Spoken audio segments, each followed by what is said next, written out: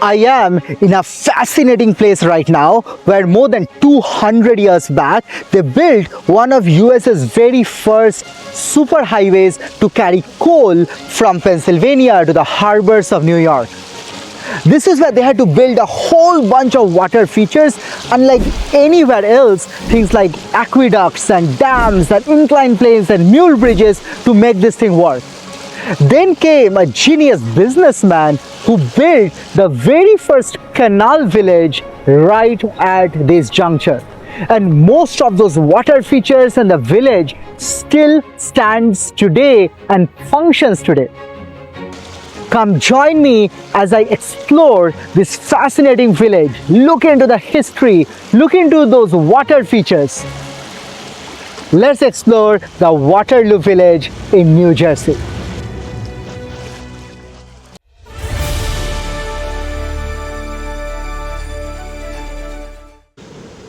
Now, if you are a parent turtle with a little baby, you should be crossing from here.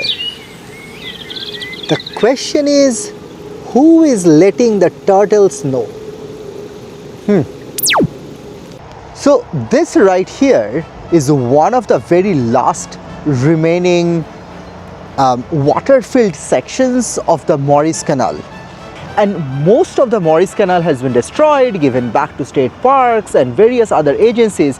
But right here remains one of the very last sections of Morris Canal which is still water filled and takes you as close as possible to how the canal used to be 200 years back. Let me try to explain what is going on over here. Those boats which used to travel up Morris Canal, they were mule driven, so they were not self-powered. So the mules would walk, so this is a mule path. So the mules would walk here and the boat is obviously on the water and the mules will tug this boat along. So they have created this silhouette where you can see the mules are sort of connected to the boat which is right over there with this rope, and this was done because there is a strict no wake rule in the Morris Canal to protect the embankments, and that's why the boats used to move really slow, only 2 to 3 miles an hour, and there was a strict limit on the amount of weight it could carry, which was right around like 70 tons, and the length which was governed by the locks and the inclines, things like that. So this whole Morris Canal was a mule driven or a mule tugboat system almost, and across this whole Morris Canal you would see this mule path like we see right over here.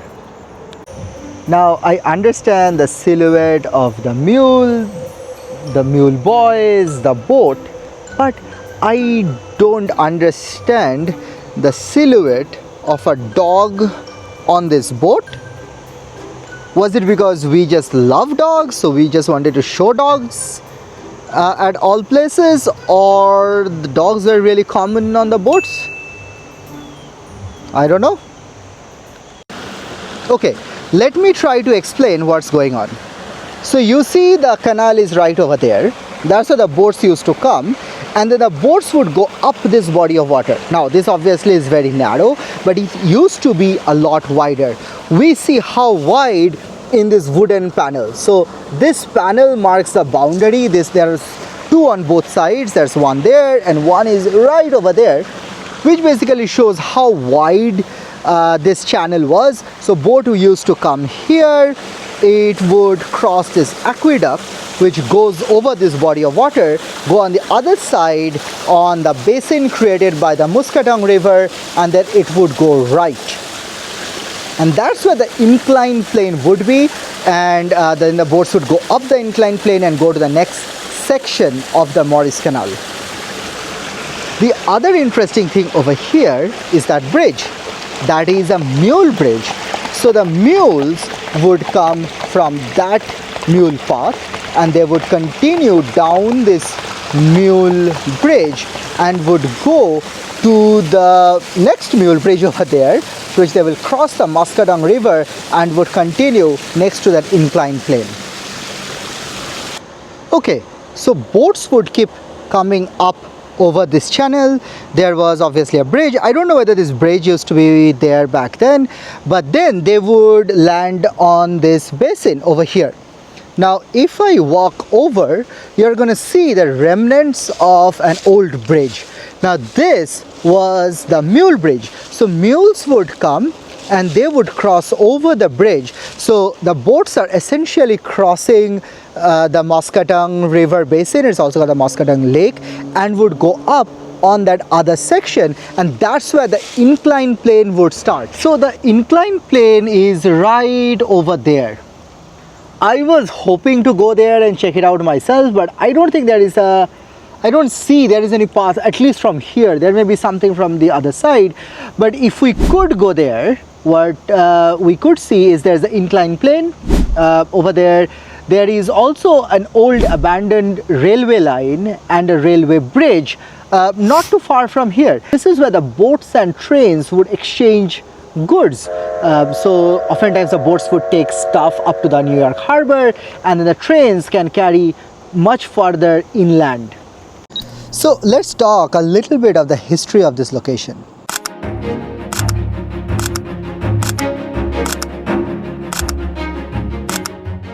During the American Revolutionary War, the owners of the Andover Iron Works, William Allen and Joseph Turner, they did not want to produce iron bars and pig iron for the government, so they had to move their iron works somewhere. They ended up moving it right here on the banks of the Muscatong River. They set up their work, they set up the grist mill, they set up a whole bunch of other facilities. By 1802, there was a tremendous amount of deforestation which happened here for supplying wood to the iron works, and this area was prime for farming. That's where comes in General John Smith, who purchased this land and moved his family over here. In 1831, when the Morris Canal was getting built, the Morris Canal and the banking company needed a place to cross over the Muscatong River, and they chose this location. John Smith was smart enough to know this was an amazing business opportunity, so he consolidated even more acres of land around this place, and he expanded this location with schools and churches, which he finally passed on to his sons in the year 1843, who extended this village even further, which gradually continued till the year 1924, when this area finally shut down because of the competition from the railways. So the village is very close to the Lackawanna Railroad, and the trains would come to a crawling speed while going eastbound to New York City because of the hill which it had to overcome.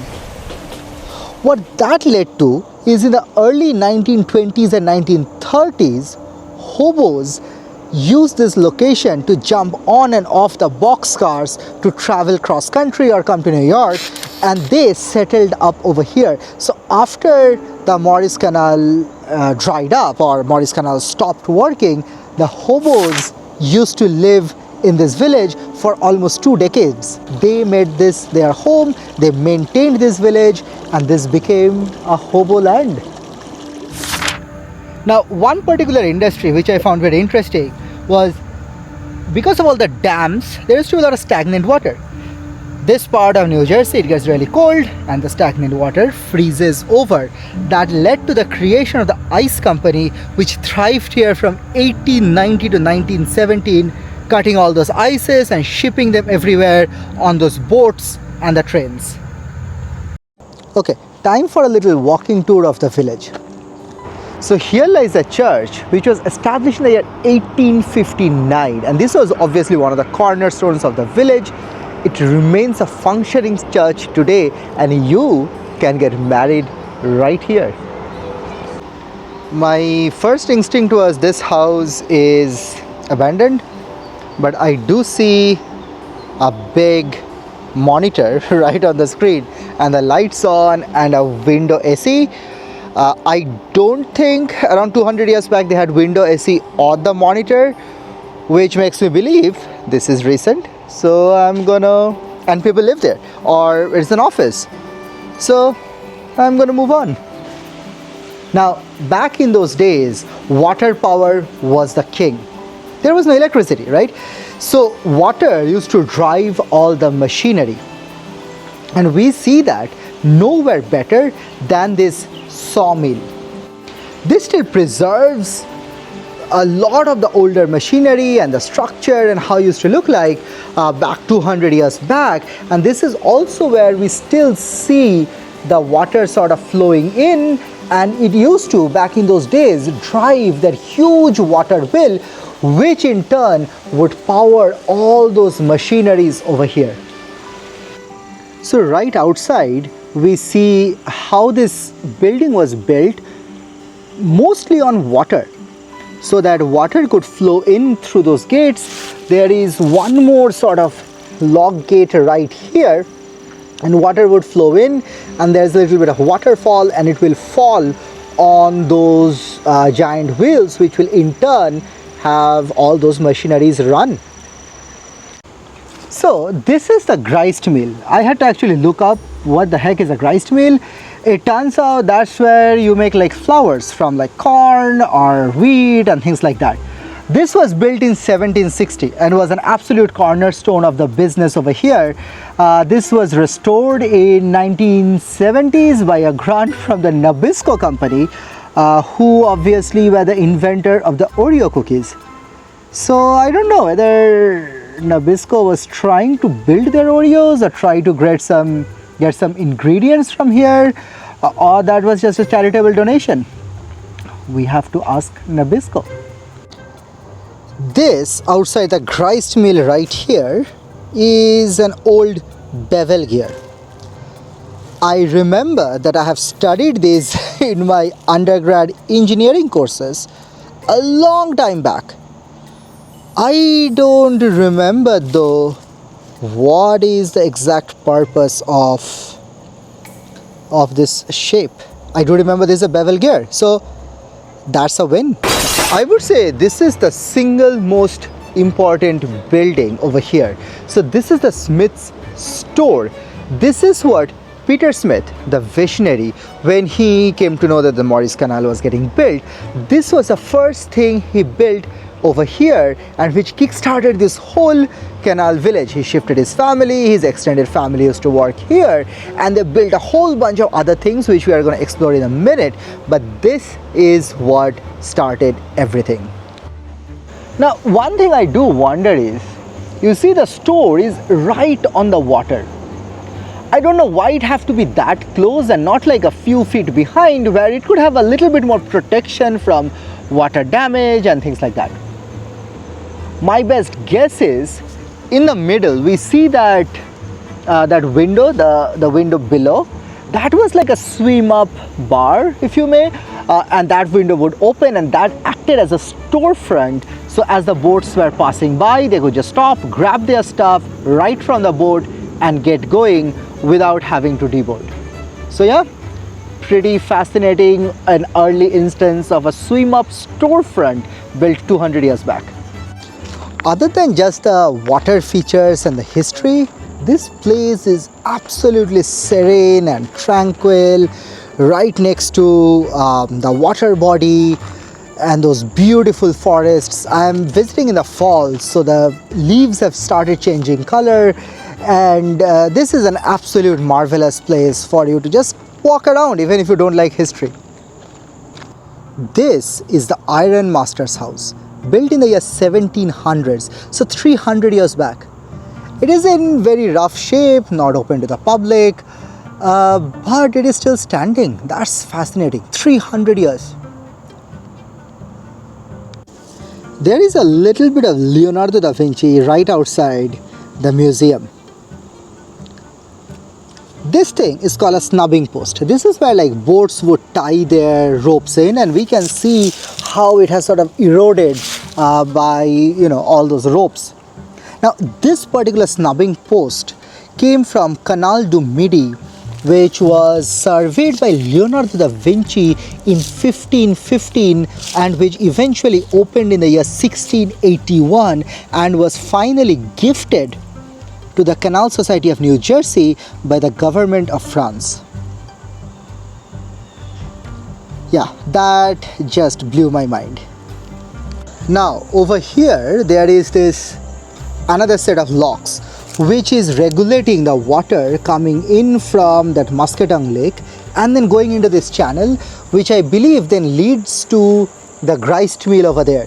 So this was again a part of that elaborate water system over here, which is running all the sawmills and the grist mills and things like that. This is obviously in a very rough shape, so I am not going to risk going over this. But if you are adventurous, there is a little path and there is a walkway which goes up over there.